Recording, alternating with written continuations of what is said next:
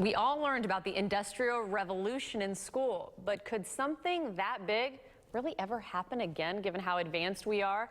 Well, here to discuss that today and how it may affect us financially is a wealth strategist and tax attorney, Rebecca Walser. Good morning, Rebecca. Good morning, Natalie. Thanks for having me. We appreciate you being here. And the Industrial Revolution, I thought we were having a history lesson here. I know. But in a way, you're saying that, yeah, we need to look back to possibly look forward. Yeah. Well, the World Economic Forum actually focused on what we call the fourth Industrial Revolution that is actually happening right now.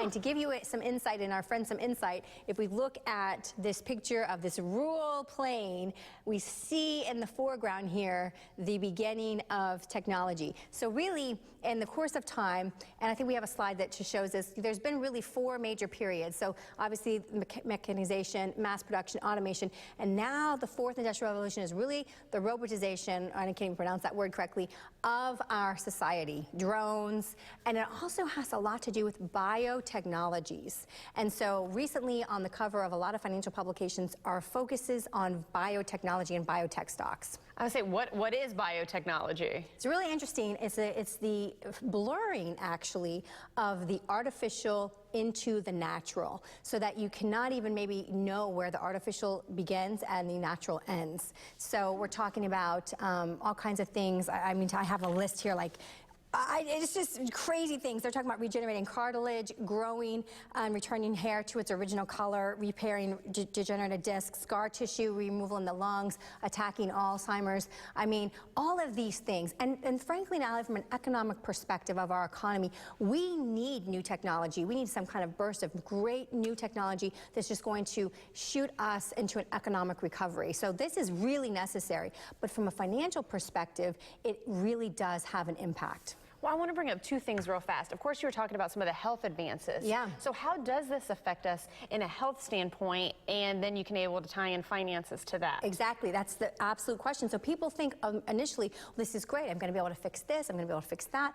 These diseases there might be a cure for cancer potentially. But what happens is we don't think of the financial ramifications of that. And so we all want to live better and we all want to live longer. But right now in New York City, Prudential actually has a sign that says the first person that's going to live to 150 is already born and alive today. So what happens is, as we have health technology advances, our lifespan expands, and that obviously affects us financially because we have to be able to afford our bills for that many more years. Okay, and the other thing I wanted to bring up real fast was you were talking about this biotechnology and how this is necessary. This is a positive.